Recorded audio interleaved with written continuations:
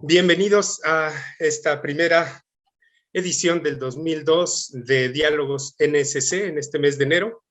Estos son encuentros virtuales que son una iniciativa del Noticiero Científico y Cultural Iberoamericano de la Asociación de Televisiones Educativas y Culturales Iberoamericanas, la ATEL. La intención de estos diálogos es hablar acerca de distintos temas en torno a la conmemoración de alguna fecha internacional. En el caso del día de hoy, es el 14 de enero y lo que queremos conmemorar es el Día Mundial de la Lucha contra la Depresión. Les comento otra vez, mi nombre es Manuel Lino, soy periodista independiente, especializado en temas de ciencia y actualmente colaboro sobre todo con el semanario Eje Central. Agradezco muchísimo la invitación para moderar este diálogo virtual, ¿qué hacer ante la depresión? Queremos agradecer la colaboración del Canal 44 de la Universidad de Guadalajara, con quienes compartimos esta transmisión en vivo de este diálogo virtual por Facebook y a través de la página de NSC Iberoamérica. Bien, tenemos tres invitados de lujo en el día de hoy. Los voy a ir presentando, si pueden hacer alguna señal, voy a ir leyendo las breves semblanzas. En primer lugar, tenemos desde Chile, Marcia Olaverri Huber, doctora en psicología, profesora asociada e investigadora en la Escuela de Psicología de la Pontificia Universidad Católica de Chile, investigadora asociada y subdirectora de MIDAP, Instituto Milenio para la Investigación en Depresión y Personalidad, y ella realiza investigación en parentalidad y relaciones familiares tempranas, con un foco en la transmisión de la psicopatología y el trauma parental a través de los primeros vínculos. Tenemos también de México a Blanca Barcelata Eguiarte. Ella es doctora en psicología y salud por la Facultad de Psicología de la UNAM, especialidad en evaluación de problemas psicológicos del Instituto Nacional de Psiquiatría, profesora investigadora en la UNAM, en el campus FE Zaragoza y en la Facultad de Psicología. Ella es responsable de la línea de investigación Salud, Adolescencia y Familia, con el abordaje de temáticas como vulnerabilidad, riesgo psicosocial, pobreza, adaptación y resiliencia. Y finalmente, desde Ecuador nos acompaña Rodrigo Moreta Herrera, doctor en Psicología de la Salud y Calidad de Vida por la Universidad de Girona, profesor en la Pontificia Universidad Católica del Ecuador, con sede en Ambato, investigador en temas de salud mental y bienestar, consumo de sustancias y medición psicológica, con participación en proyectos de investigación nacionales e internacionales. Él se dedica también a la divulgación científica, con más de 60 publicaciones en revistas internacionales. Como público les invitamos a que anoten sus preguntas. Si quieren, yo tengo una serie de preguntas, pero si quieren más, vamos a dejar un espacio al final de esta sesión para que hagan sus propias preguntas a través de Facebook de NSC Iberoamérica. Y bueno, síganos en Canal 44 y vamos a dar pie pues a el inicio de esta sesión. Hoy no es solamente el Día Mundial de la Lucha contra la Depresión. También es el día en que hace 2 años la Organización Mundial de la Salud publicó el primer protocolo para hacer pruebas PCR para detectar al coronavirus causante de la COVID-19. 2 semanas después se declararía la pandemia que aún seguimos viviendo. En estos 2 años hemos tenido muchísimos disparadores para la depresión, la pérdida de seres queridos, el riesgo de contagio e incluso las medidas de distanciamiento social. Como una primera pregunta para nuestro panel, me gustaría preguntarles si pudieran comentar de manera general cómo la pandemia ha afectado a las personas en lo que es nuestro tema del día de hoy, la depresión. Brevemente un comentario cada quien, si pudiéramos empezar, por favor. Uy, veo que no se animan. Comencemos por nuestra invitada de Chile. Marcia, por favor, si nos pudieras ayudar. Muchas gracias, Manuel, por la invitación y por la presentación. Bueno, tal como tú señalas, si entendemos la depresión como la respuesta a un estrés crónico, rápidamente llegamos a la conclusión que este estrés que llevamos viviendo por las condiciones sanitarias, que ya dura 2 años, ha generado miedo al contagio, frustración, impotencia, incertidumbre en cuanto al futuro, separación de los seres queridos. Y este estresor ha sido especialmente particular, ya que en general los seres humanos, cuando vivimos amenazas, buscamos el contacto físico, buscamos estar cerca de los que más queremos como una forma de regularnos. Y justamente esta emergencia sanitaria lo ha impedido. Lo que hemos visto en Chile, en un estudio local, es que un 23,6% de los chilenos presenta sospechas o problemas de salud mental y que el 45,9% evalúa que su estado de ánimo es peor o mucho peor que el que tenía antes de la pandemia. Ahora, dicho esto, creo que es importante también destacar que no todo malestar es depresión. Es evidente que toda la población está experimentando malestar, pero no necesariamente todos nos encontramos deprimidos. Frente a la situación que vivimos, el malestar es una respuesta normativa. Lo extraño sería que alguien estuviera muy feliz y no hubiese recibido ningún tipo de impacto emocional frente a lo que estamos viviendo. Entonces, si bien las cifras han subido y todos experimentamos malestar, no todos estamos deprimidos. Y aquí tendríamos también que pensar en que hay diferencias dependiendo de las edades. Por ejemplo, hay también otro estudio, un estudio que publicó el Lancet, que plantea que los trastornos depresivos específicamente han aumentado en un 27,6% y los de ansiedad en un poco más del 25%. Este estudio es interesante porque recogió bases de datos de estudios en COVID y salud mental en 204 países, incluidos latinoamericanos. Por lo tanto, lo que vemos es que estos trastornos, la ansiedad y la depresión, han subido durante la pandemia. Y vemos también que hay un mayor impacto en los grupos que pertenecen a comunidades de menores ingresos y específicamente a aquellos que tienen hijos y especialmente mujeres, o sea, mujeres, madres que cuidan niños y que pertenecen a grupos de bajos ingresos económicos son las más afectadas, especialmente en países latinoamericanos donde todavía el enfoque de género no ha progresado lo suficiente y aún tenemos recarga en las tareas de cuidado, por ejemplo, y las tareas domésticas, sumadas a nuestros roles laborales.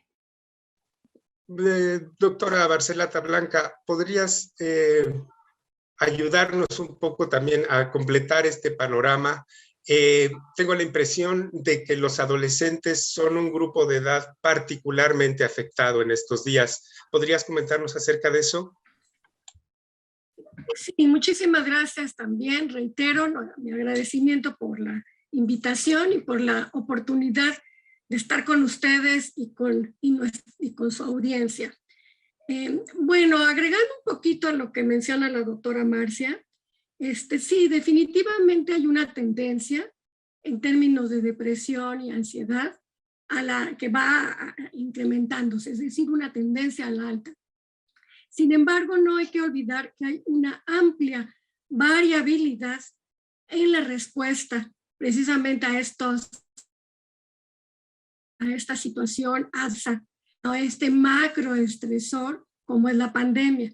¿Y por qué hablamos de variabilidad? Y esa variabilidad no tiene nada más que ver con la edad o los grupos etarios, sino también tiene que ver con los recursos que se encontraban o que tiene cada uno o cada una de las personas previa a la pandemia. Entonces, esto hace precisamente, y perdón que sea repetitiva, que haya una variabilidad muy, muy importante a lo largo de las diferentes etapas del ciclo vital. Otro factor creo que muy importante, que tiene que ver más bien con la contraparte, es decir, con los recursos, es ya el nivel de la calidad del estado de salud mental previo a la pandemia. Entonces sabemos que si se ha incrementado justo en esos grupos que ya presentaban algún indicador de riesgo, es decir, grupos ya de por sí vulnerables. Bueno, sí quería mencionar esto porque me parecía importante. Específicamente hablando de los adolescentes, sí, efectivamente también creo que la mayoría de los expertos en desarrollo humano coincidiríamos en pensar que es una de las etapas críticas del ciclo vital, que tiene mayor vulnerabilidad. ¿Por qué? Porque muchos procesos, no solamente sociológicos, sino procesos psicosociales, aún se encuentran en maduración y, por ejemplo, pues la regulación emocional no es lo que nosotros podríamos esperar en un adulto. Sin embargo, también sabemos que la adolescencia y justo los adolescentes de más o menos un rango, como lo menciona la OMS, de 10 a 19 años, también tienen muchísimos recursos, muchos más de los que nosotros nos podemos imaginar como adultos.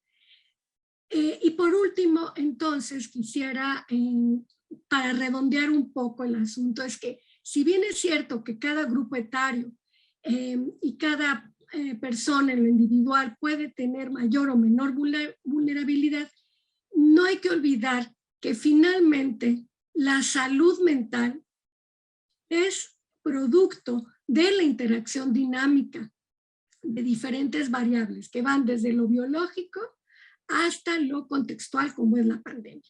En esta interacción, entonces nosotros tenemos algo que se llama afrontamiento, que es un recurso muy importante y que tenemos, hablando de parentalidad, que decía la doctora Marcia, y que tenemos que los adolescentes, sí, definitivamente el distanciamiento social les ha pegado, diríamos. ¿Por qué? Porque es una etapa en donde se crece a través del otro, a través de los pares, el contacto social es importantísimo, la regulación emocional también. Sin embargo, hay que recordar que durante la pandemia ha habido como un parteaguas, ¿no? Los chicos que han presentado algún tipo de trastorno mental asociado incluso con depresión, ha sido en general porque sus condiciones contextuales son mucho más adversas o menos saludables que las de los chicos que no presentan ese tipo de sintomatología, o bien que siguen cursando de alguna manera, vamos a llamarle una trayectoria normal del desarrollo, a pesar de la pandemia. Y a estos chicos podríamos identificarlos como chicos resilientes. Doctor Moreta, Rodrigo, entre los temas de estudio creo que hay que desarrollas, creo que hay uno que podría ser muy interesante, aprovechando que estamos en un canal de televisión universitario, que podría interesar a los universitarios y a los estudiantes en general, que es el de la procrastinación.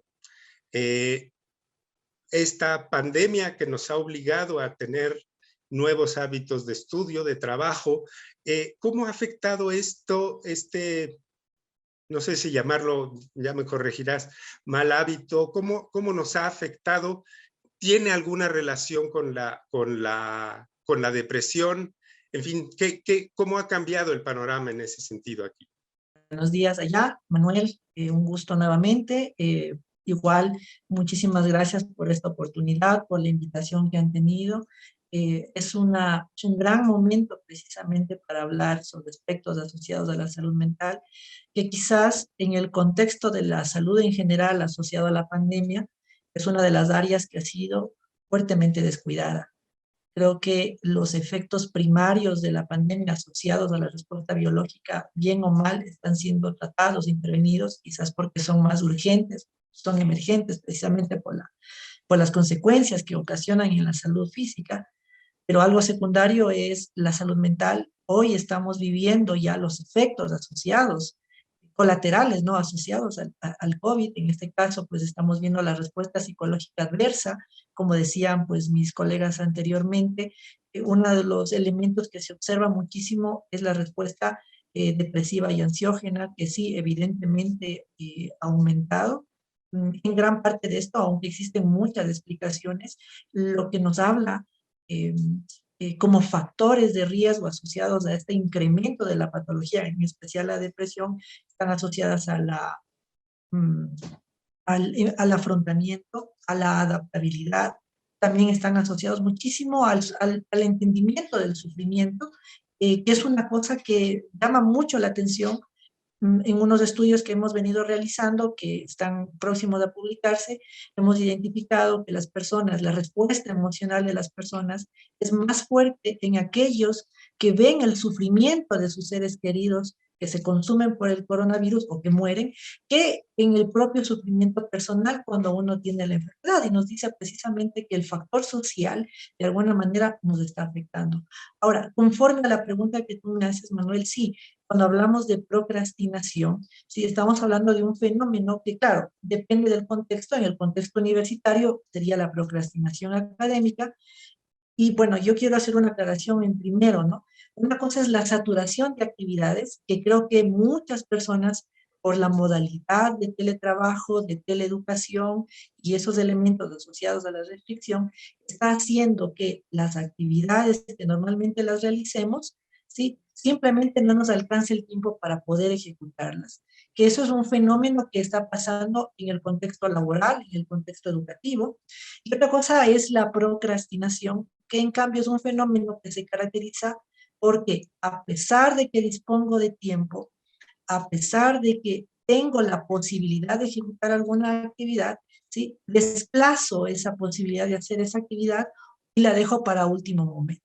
Lo que nos está diciendo un poco la evidencia es que esta transición, especialmente en el contexto académico, es que este uso, esta transición hacia la educación remota ha hecho que obviamente nos vinculemos más al Internet, y obviamente el manejo adecuado del Internet es una habilidad que en edades cortas no necesariamente se lo administra de manera adecuada.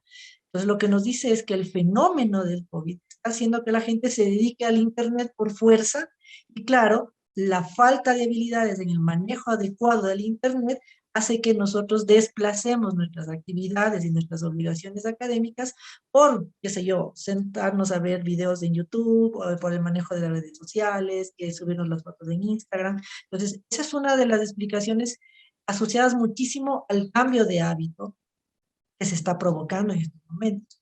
Sin embargo, ya la investigación tradicional no asociada al COVID sí nos habla de que en situaciones difíciles donde existe un mayor incremento de estrés, ¿sí? De alguna manera este mecanismo también surge, ¿sí? Precisamente porque no logramos a veces lidiar con la planificación de las actividades, no lidiamos con la organización, pero sobre todo con el estrés que nos genera el esfuerzo. Y hay ciertas personas, especialmente los más jóvenes, los más vulnerables, o quizás quienes tengan otro tipo de condiciones de desarrollo personal, digamos, por ejemplo, la madurez emocional, la regulación emocional, pues no logran afrontar adecuadamente esto y se genera esta tendencia a desplazar las actividades o a dejarlas a último momento. Entonces, esto es un poco lo que yo podría hacer como una introducción sobre esta temática. Cuando hablamos de depresión, entiendo, y por favor corríjanme, estamos hablando no de una cosa concreta, sino de muchas, de un universo en donde hay distintos tipos, distintos grados de depresión. ¿Cuáles son las más comunes? ¿A cuáles habría que ponerles más atención? ¿Y cuáles son las que pudo haber disparado esta pandemia? ¿En dónde podríamos empezar a ponernos? Porque entiendo que además que la depresión puede pasar hasta desapercibida. Entonces, ¿cuáles serían los puntos en los que habría que fijarse? Si les parece bien, seguimos en el orden que ya establecimos, y si quieren completar la pregunta, pues por favor, abran su micrófono y ayúdennos a completar la respuesta. Gracias. Es decir, en el orden, Marcia, por favor, gracias. Bueno, mi impresión es que digamos, lo que más se ha exacerbado son los trastornos depresivos con sintomatología ansiosa. La ansiedad ha subido mucho y sabemos también que ansiedad y depresión como síntomas están muy ligados. Ahora, lo que hemos visto con el COVID, yo concuerdo bastante con lo que señalaba Blanca, de que había un agravamiento de quienes ya presentaban diagnósticos o sintomatología en el ánimo. ¿Por qué? Porque todos los servicios, al menos lo que pasó en Chile, se saturaron de prestaciones dirigidas al COVID. Entonces, todas las personas que tenían tratamientos regulares, psicoterapia o farmacoterapia y controles, dejaron de asistir por el riesgo de contagio por un lado y por la saturación de los servicios. Entonces, dejaron de tener horas disponibles para atenderse. Entonces, eso hizo que esta interrupción de los tratamientos agravara los cuadros de quienes ya venían con problemas de salud mental, que al menos en Chile, y sabemos que en el mundo la depresión es un trastorno prevalente, y sabemos también que tiene una relación con los niveles de desarrollo y de educación de los países. Y los países latinoamericanos ahí presentamos cifras más altas. Entonces, no llovió sobre mojado, como decimos acá. Y esto exacerbó tanto la sintomatología para los distintos grupos etarios, y quisiera quizás ahí hacer un pequeño zoom en mis temas que tienen que ver con parentalidad y los niños pequeños, en donde los niños perdieron un poco sus redes, sus jardines infantiles, los colegios, y las relaciones familiares se intensificaron demasiado. En las familias de niveles educacionales y socioeconómicos más altos, eso no fue un problema, y incluso algunos te dicen, esto nos dio tiempo de compartir, de conocernos más, permitió que el papá participara más en la crianza de los hijos, pero en los grupos que viven hacinamiento, condiciones de vivienda precarias, donde no hay un espacio individual para cada miembro del grupo familiar, esto implicó, por ejemplo, aumento del consumo de alcohol en algunas familias como una estrategia para regular el malestar, aumento de la violencia doméstica, del maltrato hacia los niños, como expresión de este malestar que no logra ser tramitado a partir del confinamiento, de tener que estar encerrados en las casas, en espacios que no necesariamente cuentan con las condiciones y que muchas veces se suplen con los espacios abiertos, con los colegios, con los lugares de trabajo. Sí, coincido con la doctora nuevamente, y creo que este fenómeno que nos está describiendo la doctora es lo que podríamos llamar, o podríamos decir que se aceleró una cascada de riesgos, ¿sí?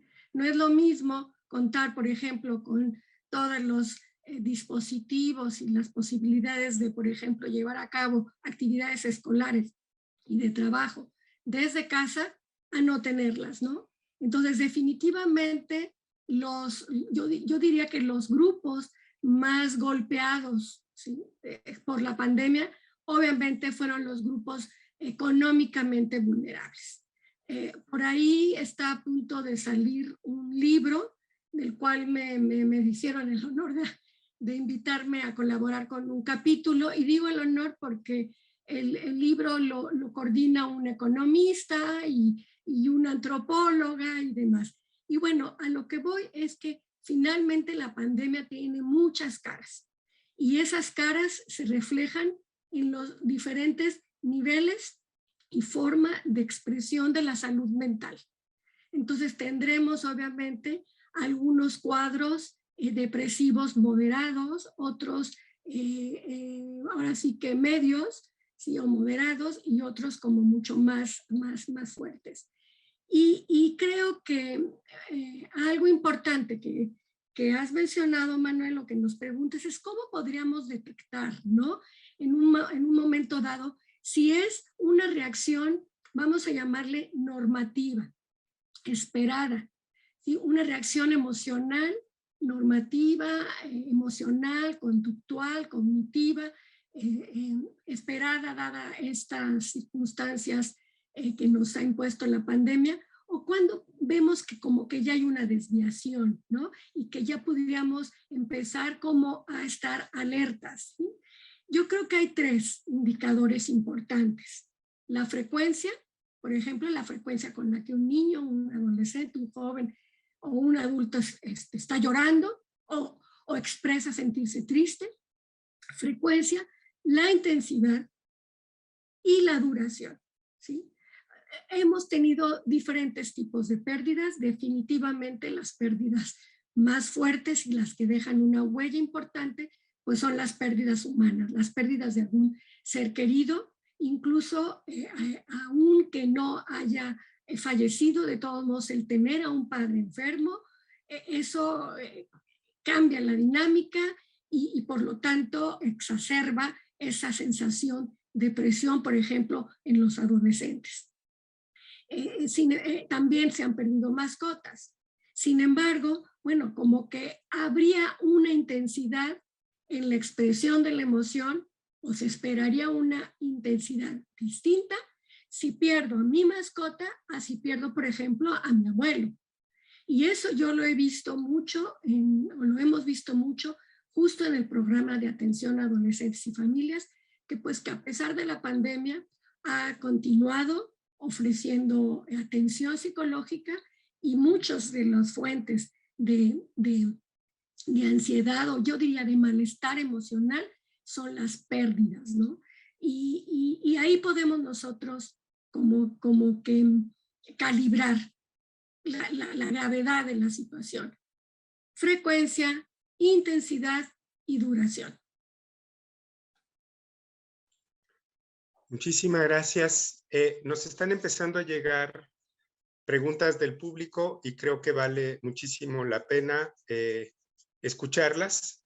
Pregunta Saúl Garay: ¿de qué manera se puede procurar la salud mental y el autocuidado en contextos de pobreza? Veo que tienes tu micrófono abierto, Rodrigo, por favor. Yo, antes que nada, pues quisiera hacer una pequeña acotación. Yo coincido totalmente con lo que dice la doctora Barcelata. Hay que saber diferenciar la respuesta normativa, que podríamos llamar el malestar psicológico, ya de una condición psicológica que se va complicando. Creo que el tema de la frecuencia, la intensidad, ¿sí? Es muy importante que nosotros podamos identificar plenamente. Yo le agregaría eso un poco a la construcción ya del contenido de las cosas, el aparecimiento de ideas extrañas, la sensación de incomodidad. Una cosa que está muy asociada a la depresión es esta estructura cognitiva de la visión que uno tiene del futuro, ¿sí? Parece ser, por cómo evoluciona la pandemia, que mucha gente no ve la luz al final del túnel, y esto puede hacer que la respuesta psicológica llegue a la depresión o que aumente los síntomas depresivos, porque hay muchos casos en los que esto ya existía. El factor económico es fundamental, porque al no ser resolutivo en un momento de crisis económica, genera más estrés en las personas, genera mayores dificultades resolutivas y claro, al no poderse ejecutar, es decir, por ejemplo, me quedé sin trabajo, no tengo dinero para la familia, no tengo dinero para comer, es algo que lamentablemente en los estratos socioeconómicos a veces puede ser difícil poder llegar a cumplirlo, va a generar una respuesta psicológica adversa. Entre ellas, obviamente, los aspectos depresivos. Ahora, si diferenciamos esto por género, sí se habla de que el género femenino tiende a sufrir un mayor nivel de estrés que el género masculino. Sin embargo, ¿sí? El componente, el comportamiento suicida y la intencionalidad suicida, estadísticamente hablando, en cambio, es inversa, es decir, hay mayor riesgo suicida que muchas veces está asociado a estructuras depresivas en hombres que en mujeres. Y esto también nos habla un poco sobre la tasa de suicidios que se están dando en los diferentes contextos, especialmente en los países asiáticos. Latinoamérica está entre los países que responde, ¿sí? Que genera estadísticas sobre estos elementos. Sin embargo, no estamos en una situación de suicidio tan grave como se puede apreciar en otros contextos, especialmente porque quizás la estructura depresiva asociada al suicidio se puede disfrazar hasta cierto punto mejor que una estructura depresiva no suicida, que suele ser más manifiesta, más expresiva. Ahora, con respecto a las preguntas que plantea el auditorio, sí, creo que el tema de la salud mental es un tema en el que los hábitos asociados a la salud mental no están plenamente expresados. Siempre me gusta comparar la idea de los hábitos de salud mental con los hábitos de salud física. Siempre se recomienda dormir bien, comer bien, tener una buena higiene, ¿sí? Hacer ejercicio. Y estas cosas de alguna manera nos ayudan a prevenir enfermedades a futuro. Sin embargo, y creo que el gran problema a nivel de la salud mental, yo no solo lo diría a nivel de Latinoamérica, creo que eso es un tema a nivel global, es que no tenemos esa misma visión de hábitos de salud mental. No nos entrenamos, no nos preocupamos por esos aspectos. ¿Y cuáles vendrían a ser los hábitos de salud mental? Una comunicación asertiva, aprender a tener un proceso de regulación emocional normalizado, es decir, que aprendamos a manejar nuestras emociones, un desarrollo reflexivo de la vida, ¿sí? El aprender a evitar la ira, ¿sí? El aprender a canalizar las situaciones de estrés, ¿sí? El aprender a tener actividades o rasgos resolutivos frente a los problemas. Entonces, estos vendrían a ser formas de generar hábitos de salud mental. Estas cosas muchas veces no lo hacemos, ¿sí? Generalmente no preparamos a nuestro cuerpo y a nuestra mente para desarrollar una salud mental adecuada, indistintamente de la condición económica que podamos tener. Como somos gente que no tiene preparada la salud mental, sino que recurrimos a los profesionales de la salud mental cuando la situación ya está cronificada.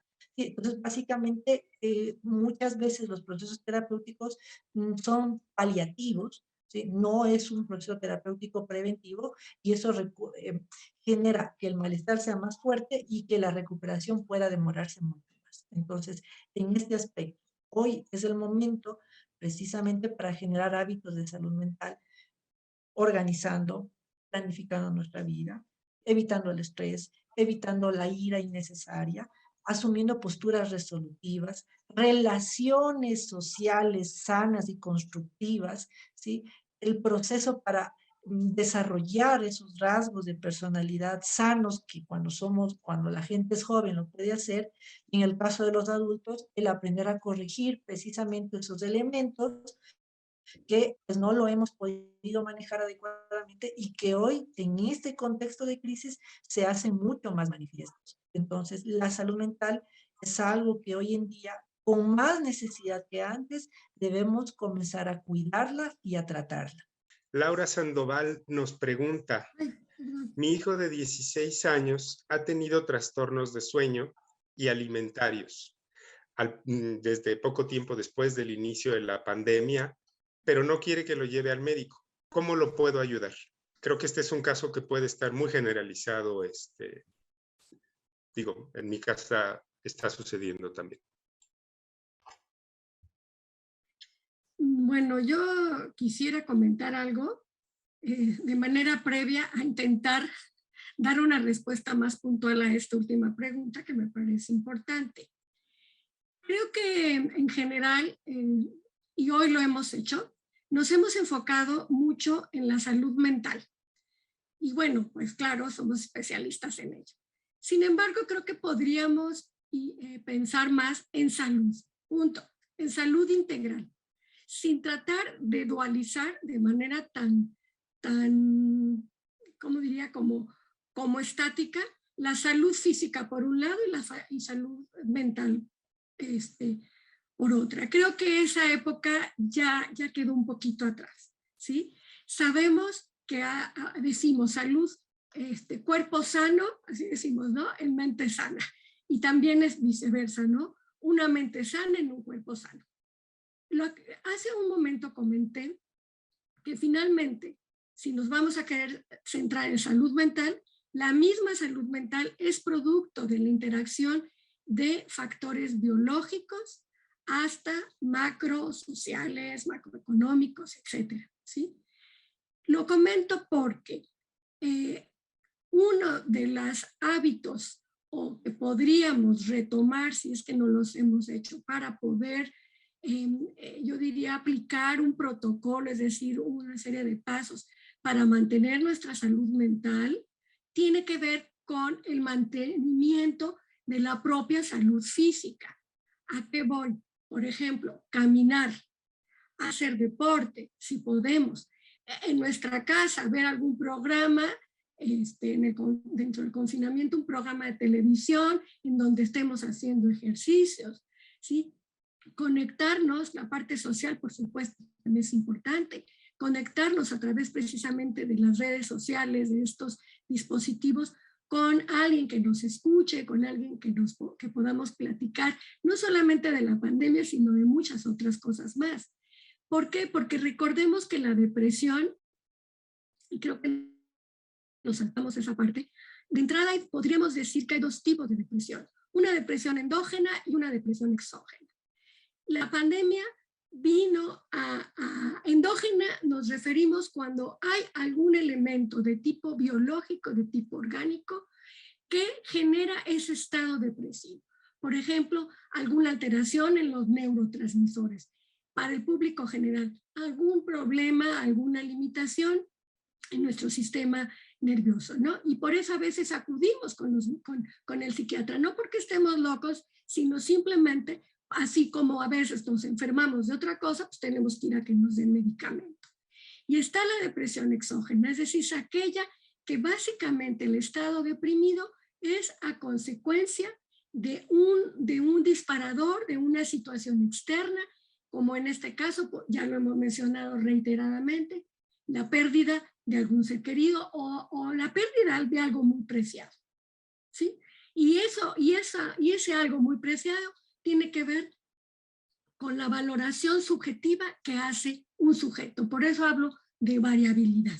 En fin, entonces en este sentido también recordemos que a la hora de que nosotros hacemos ejercicio, una actividad física de manera regular, nuestros neurotransmisores funcionan mejor porque se liberan una serie de, y no estoy diciendo creo que nada nuevo, pero sí un poco a manera de recordatorio.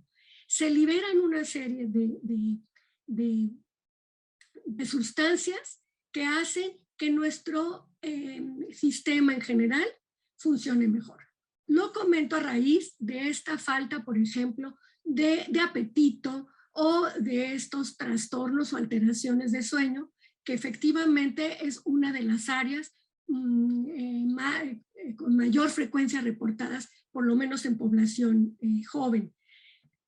Entonces, un poquito para poder coadyuvar al manejo integral de estos, vamos a llamarle estas alteraciones del sueño y alteraciones alimentarias, por ejemplo, podría ser por cambiar nuestros hábitos en la actividad física, ¿sí? Insisto, si bien es cierto que es importante estar conectados socialmente con los otros, también es importante utilizar esas mismas conexiones para hacer ejercicio desde casa, y si tenemos oportunidad de salir de manera cuidadosa, ¿sí? Con todas las medidas de cuidado, a darle la vuelta al parque con nuestro mascarilla, con nuestro cubrebocas, pues adelante, porque eso va a ayudar muchísimo mejor a la calidad de nuestro sueño y también a que, por ejemplo, nos dé mayor apetito. Si no hacemos nada, es muy difícil, ¿no? Claro, no estoy dando una solución mágica, no estoy dando una receta, porque la pregunta es como para analizar el contexto en el cual se encuentran estas personas. Bueno, primero quisiera retomar en relación a cuándo consultar, o sea, porque ya ha dado algunas luces mis dos colegas Manuel y Blanca, pero quisiera agregar que algo que nos va a preocupar especialmente junto con la frecuencia y la intensidad que ya mencionaban, el tiempo es 2 semanas, cuando la sintomatología de ánimo bajo, esa sensación de que ya no disfrutas nada, que perdiste el interés en las cosas que antes te gustaban, con cambios en el peso, en el sueño, con baja energía, problemas de concentración, a veces enlentecimiento, culpa, duran más de 2 semanas y si además se agregan pensamientos de muerte o ideación suicida, hay que consultar. 2 semanas es el tiempo. Eso me parece importante. Y en niños pequeños, poner ojo, porque muchas veces la sintomatología se expresa como irritabilidad, como pataletas, como trastornos del sueño o la alimentación, y no necesariamente con el estereotipo que uno tiene de la depresión para los adultos. Eso como destacar.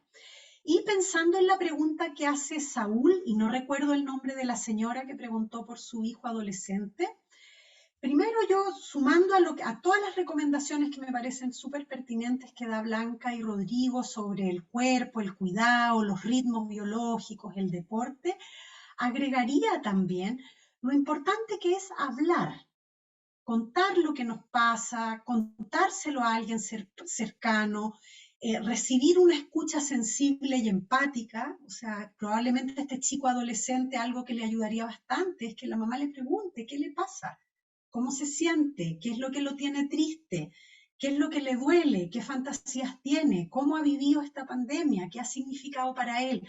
Muchas veces las palabras, si bien no cambian nuestras circunstancias, pero sí nos ayudan a elaborar y a procesar nuestros sentimientos y nuestras preocupaciones.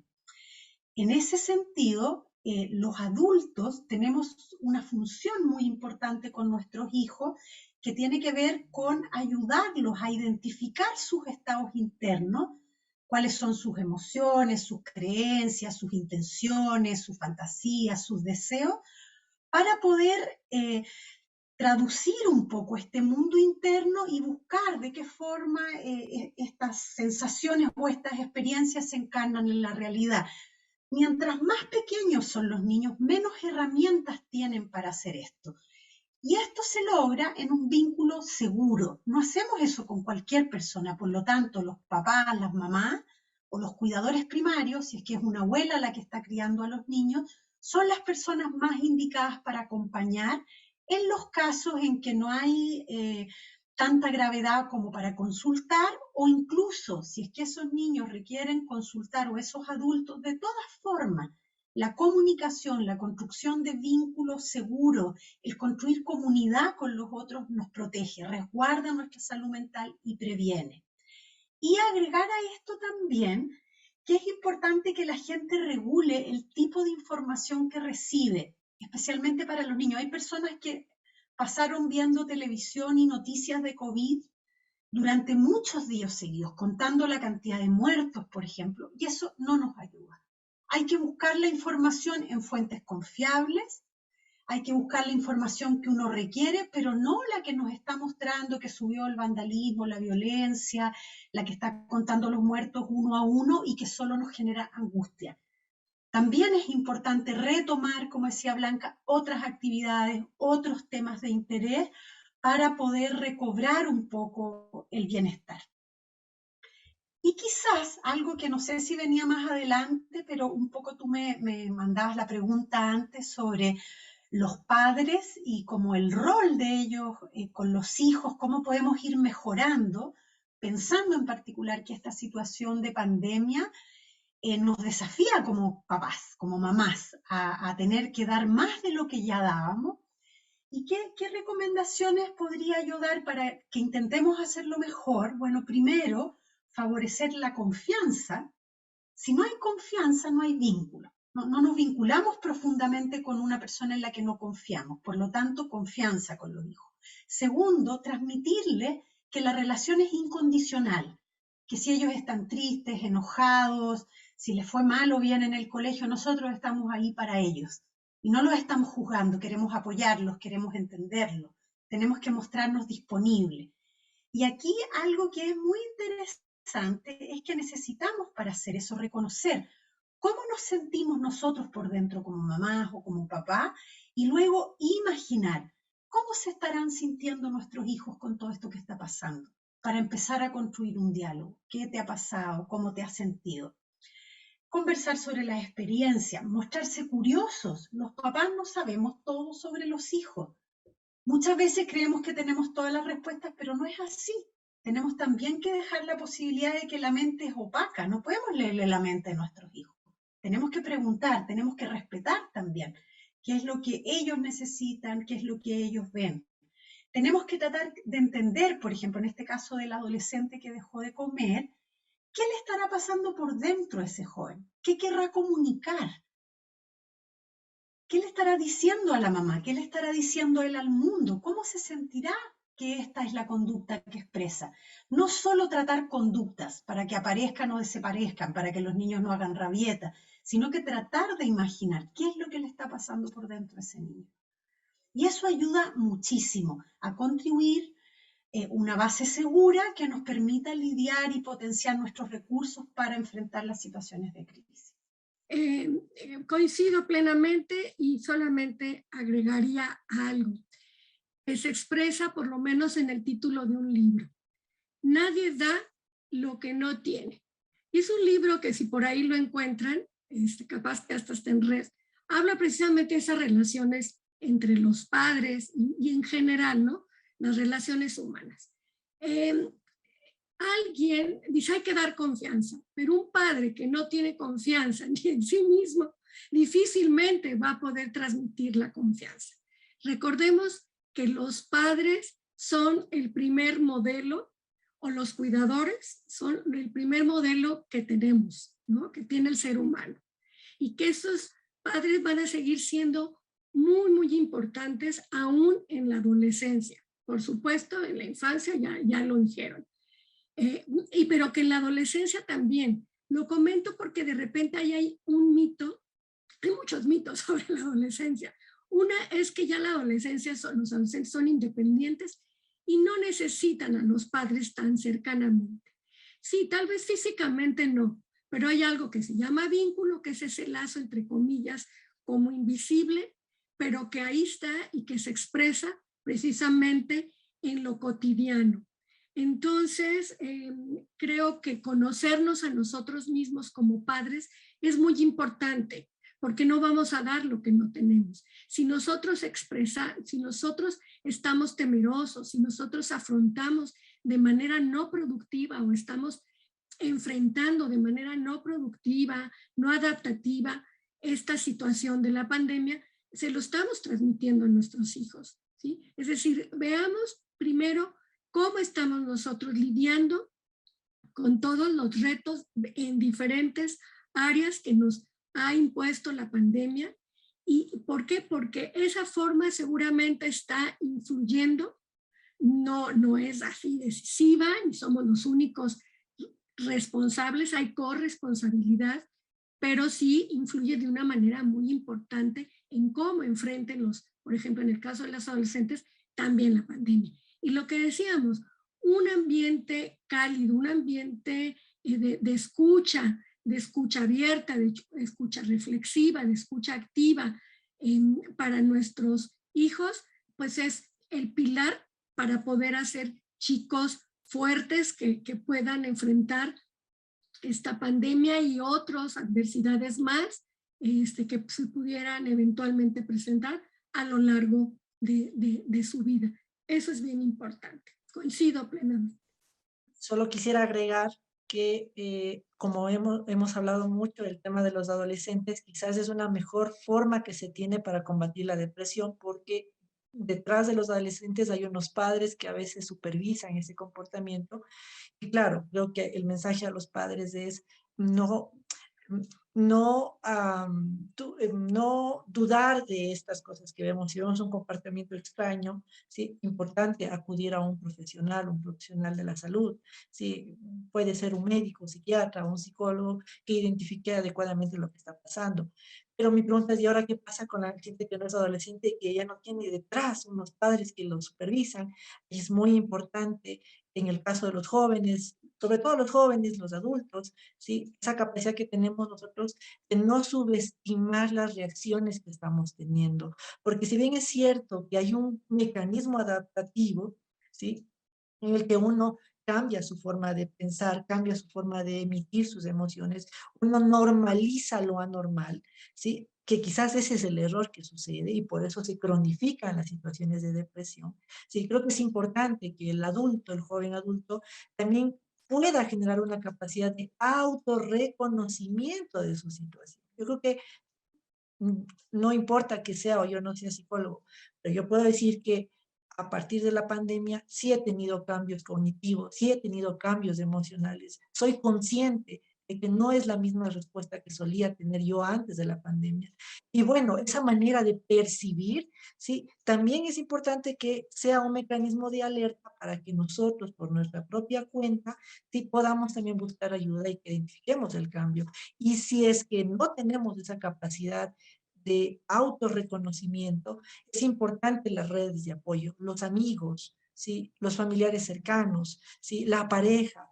Oye, Juan, oye, Rodrigo, has cambiado, ya no eres el mismo. No, yo siempre he sido así. No, no es verdad. Hay ese cambio y ese tema hay que ponerlo sobre la mesa y decir, mira, esto no está funcionando, esto está generando un malestar, busquemos ayuda. Creo que a nivel de la salud siempre hay que entender que debemos superar mucho esa barrera mental de buscar ayuda, ¿sí? Y eso es un hábito, ¿sí? Y justo hablábamos de un hábito, la pregunta que hacían hace un momento, uno de los hábitos es reconocer que necesitamos ayuda, no solo en el aspecto social de la salud, en el aspecto académico, no es, tenemos la cultura latinoamericana es muy reactiva, solo cuando ya nos ha caído la deuda de 3 años atrás, ahí decimos, ay, creo que tengo que pagar esta deuda. Entonces, sí debemos superar toda esa idiosincrasia cultural asociada a la búsqueda de ayuda, a entender que hay cambios buenos y cambios malos, y que estos cambios malos, muchos de ellos asociados, claro, desde luego a la depresión, pueden resolverse buscando ayuda. Eso quería comentar. Muchísimas gracias a nuestras invitadas, nuestro invitado, Rodrigo Moreta, Blanca Barcelata, Marcia Blaberry. Tenemos el tiempo encima, nos tenemos que despedir. Les iba a dar unas palabras de despedida, pero naturalmente ya las dieron. Entonces, pues creo que les tengo que hacer así. Mientras yo, pues despido la edición. Esta fue la edición del mes de enero de Diálogos NSC con motivo del Día Mundial de la Lucha contra la Depresión.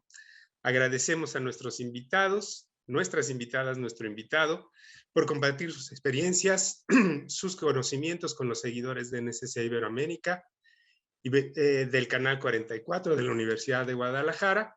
Les recuerdo que pueden seguir a NSC Iberoamérica en sus redes sociales, en Facebook, en Twitter, en Instagram, en TikTok, en YouTube, en Dailymotion, y visitar el sitio web noticiasnsc.com. Sugiero también que googleen a nuestras expertas, nuestro experto, y pues muchísimas gracias por haber estado aquí. ¿Esto?